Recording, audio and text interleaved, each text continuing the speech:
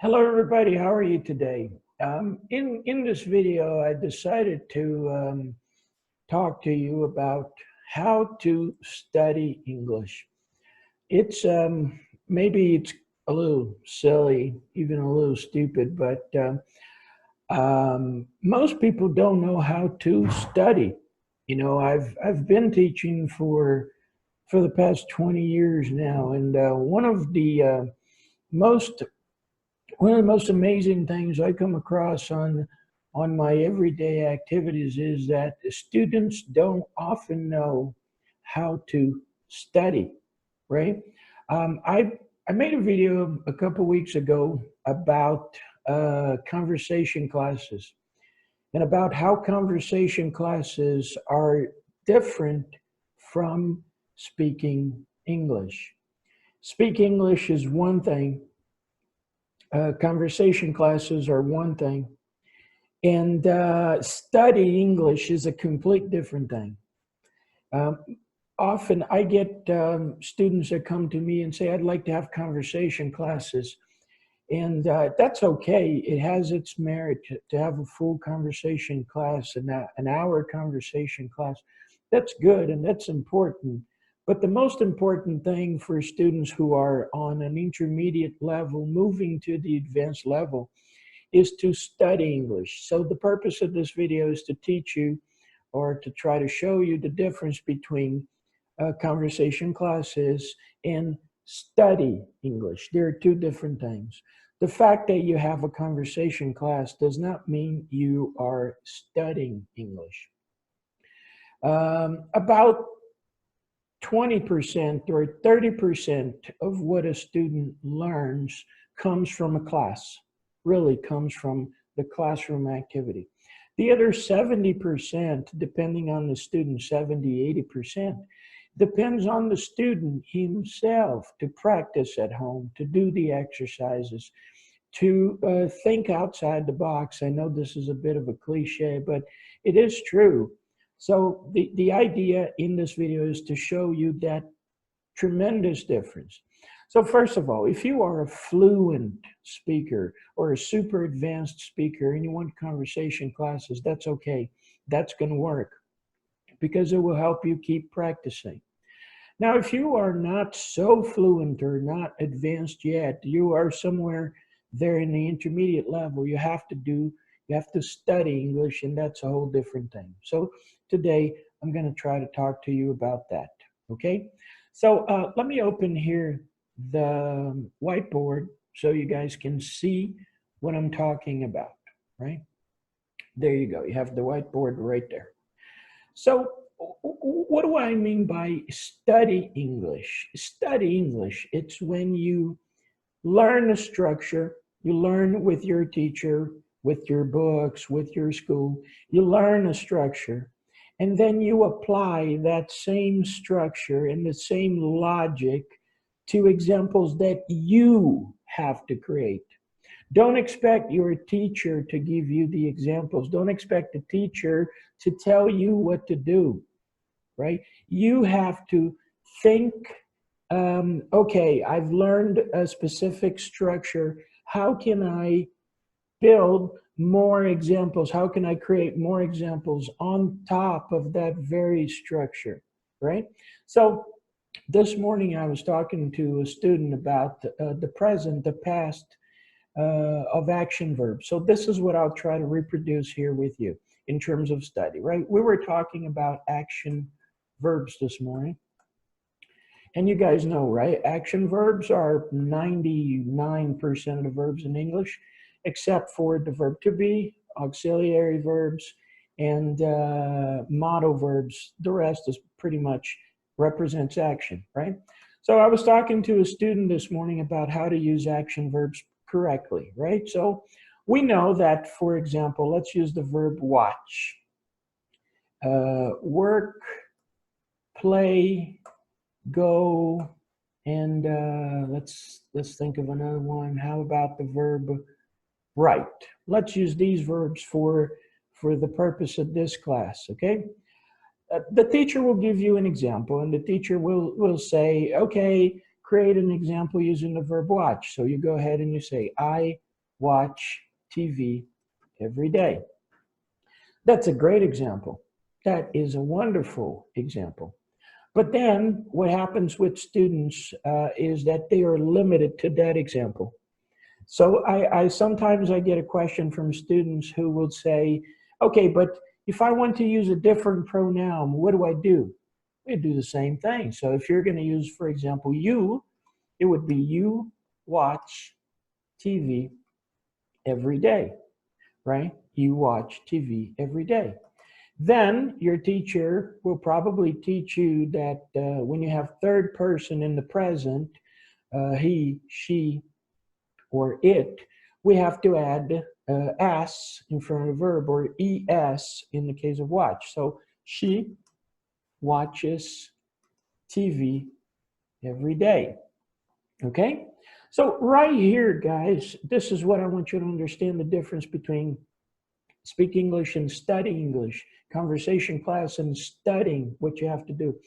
As a student, when you look at these examples, you have to do a little bit of analysis. You have to do a little bit of logic and say, okay, well, if I can say that she watches TV every day, it is true to say that my mother watches TV every day, right?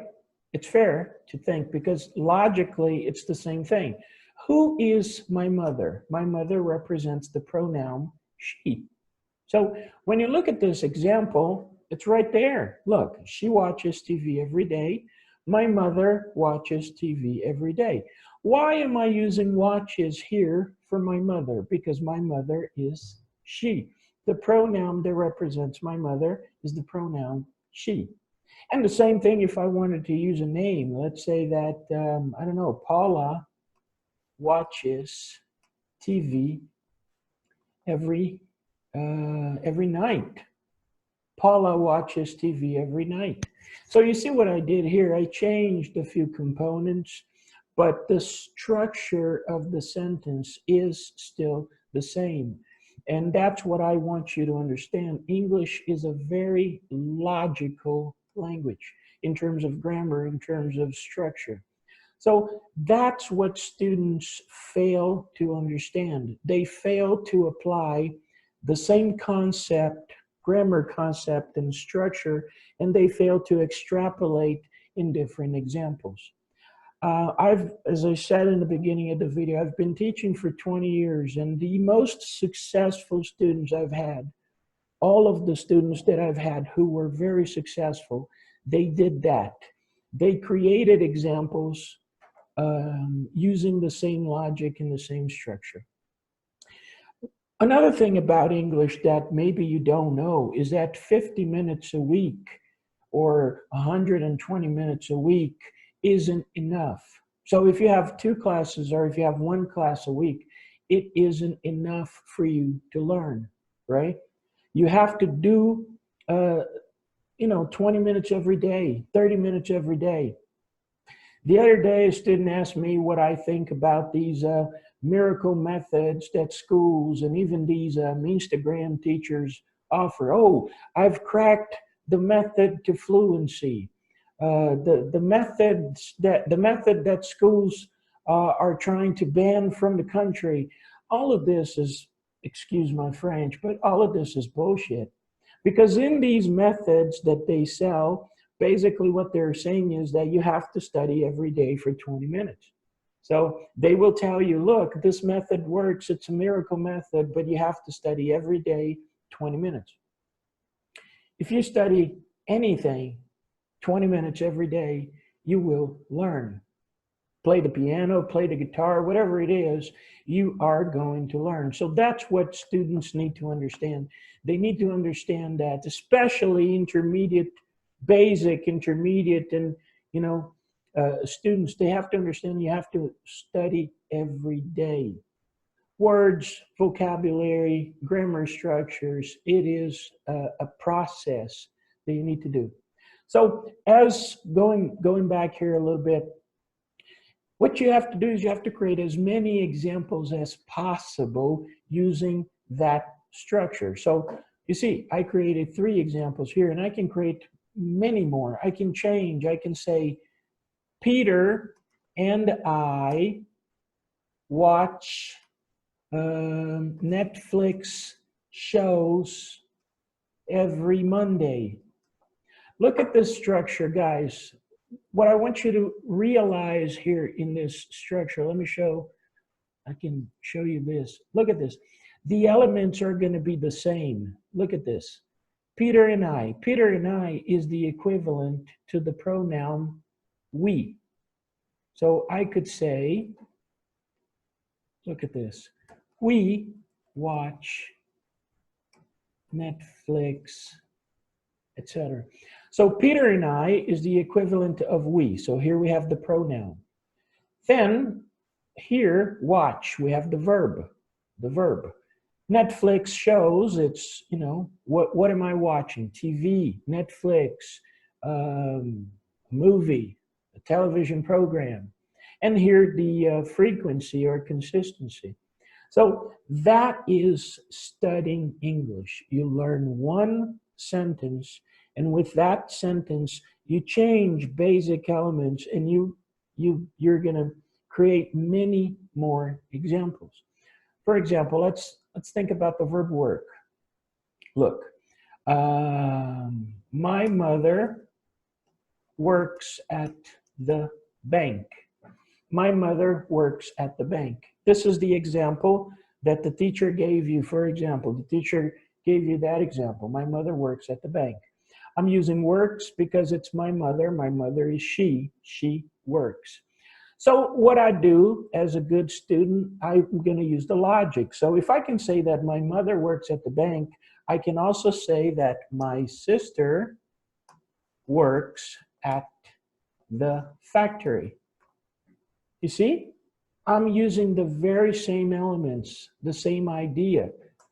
My father works at the post office. See, I'm using the same elements. Oh, but let's change. I want to say that I work in a specific company. So I work at, I don't know, Facebook, for example. I don't know. So you see, I am using the same elements from previous examples. Okay, here, if you make a mistake in terms of preposition, you know, instead of that, if you say and, that's something that your teacher will correct you later. But the structure of the sentence, you can create thousands of examples. And that is the difference between successful students and students that are, you know, in the same place for years. You have to create, in my opinion, okay, this is my opinion, you have to create at least 10 different examples every day from what you are studying. So if you're studying the present, in this case, you're going to create 10 different examples using the present, right? So still talking about the present, right? We know that if you're going to have a negative or an interrogative in English, you need to use auxiliary verbs do or don't. Oops, sorry. Do or don't, or thus and doesn't in the present. Okay, in the present you have to use these auxiliary verbs. So the same logic will apply. So if I say I don't work at IBM, if I'm going to construct a sentence that is a little different, what I do is I explore the example. Well, I want to say that my sister, instead of saying I'm going to use my sister. So my sister what? My sister don't or my sister doesn't. You probably learned that for the third person you have to use doesn't. So my sister doesn't work at IBM. And then again, you create 100 different examples. That is how you learn English, right? This is how you study English, okay? So conversation classes are great for people that already speak English, for people that already that are fluent and they want to maintain, that's great for them. But if you are an intermediate student, and if you're still learning about grammar, you have to do these types of exercises. Okay, maybe not in classroom. Maybe in the classroom, you have to do this in a conversation way. That's what I try to do with my students. I always give them, intermediate students, I give them like 10 verbs in a class. And my classes are all in English. So I give them 10 verbs and I say, okay, guys, I would like you to give me one example using the verb go in the affirmative. So the student will have to think about an example using the verb go in the affirmative. And I often ask students, give me examples that pertain to your reality. Don't just say, something like, I work at NASA, if that's not true, right? You have to create examples that pertain to your reality. So I work at Facebook every day. I like pasta. So it's very important that you create these examples. I'm going to delete this. What I do, I'm just give you an example of how I work with intermediate students. I would give them the verb play, for example, and I say, okay, give me an example using the verb play in the affirmative. So he will say, I play soccer every day. I play soccer every day. And then I'm going to say, great, this is a great example, but how do you do that in the third person now, using he or she? And then the student has to think, right? The student has to think, okay, she, usually what I get is she play soccer every day. That's usually what I get. And then I say, okay, but remember, she is a third person. So if it's a third person in the present, what do you need to do? And then the student remembers and goes like, oh, she plays, right? And I say, yes, that's correct, right? And the same thing goes. And then I tell the student, okay, now give me another example using the words, my father. And then the student will go like, my father play soccer in the morning. And then again, I go and I tell the student, look, who is my father? What is the pronoun that my father is replacing? And then they go, oh, it's he, right? Yes, it's he. So if it's he, I should not say play, I should say plays, right? So this is the game that I play with the students. This is what I do with my students when we have these types of classes. And then I challenge them, for example, okay, great. In the affirmative, you've done a great job. So how can you ask questions? An interrogative using similar structures. So I tell the student, ask me a question using the verb play. And then the student will say, do you play the piano, for example? Remember that the verb play means sports and musical instruments. So do you play the piano? The student will ask me, and I say, yes, I do. Or no, I don't. Correct? And then I say, okay, now ask if she plays the piano. And then the student will go, do she play the piano? And then what I do is I say, how about she? We use do or we use does? And then the student remembers again and says, does she play the piano? Now the question here is why students forget. Why did they forget that they have to use does for she, for he, for my father? Because they don't practice. So again, we go back to what I talked to you a few minutes ago. If you create 10 examples every day using he, she, and it, and you're going to use does, and then you create 10 examples using I, you, we, and they, and you're going to use do, you will not forget. This will become automatic. This will become kind of like in English, there's something, in English, no, but in the world, there's something called the muscle memory. It's when you do something and you don't even know, like when you drive a car, right? You drive a car, do you think about, oh, I have to, shift the gears, or I have to turn right and look in the mirror? Do you think about it? You don't think about it. If you're an experienced driver, this happens automatically. The same thing goes for English. So what you need to do is to create examples every day and always think about how can I rewrite this sentence in a better way or in a different way. Okay? That's what I tell students every day. So negatives, create 10 sentences in the negative. Affirmative, create 10 sentences in the affirmative. That's how you learn English. Conversation classes, again, they're good, but they're not going to help you with these types of problems, right? Conversation classes are going to help you develop your conversation, but this is very important for you that want to speak a correct English, right? Okay, if your purpose and your goal is to learn English because you want to go to Disney World or because you're going to travel, that's okay. It's okay not to understand grammar. It's okay not to use grammar very well. But if your purpose is to learn English for professional reasons, you have to know grammar. It's very important that you know grammar. And the only way you will truly uh, um, get that in your head is by creating as many examples as possible. Okay? So that's what I had to say today. I hope you understand what I'm trying to tell you. And if you have questions, you can always send me a message. Okay? I work with students all around the world. I have students in Japan, I have students in Africa, I have students in Europe, I even have students in the United States. People who come from different places like Mexico, Brazil, India, China.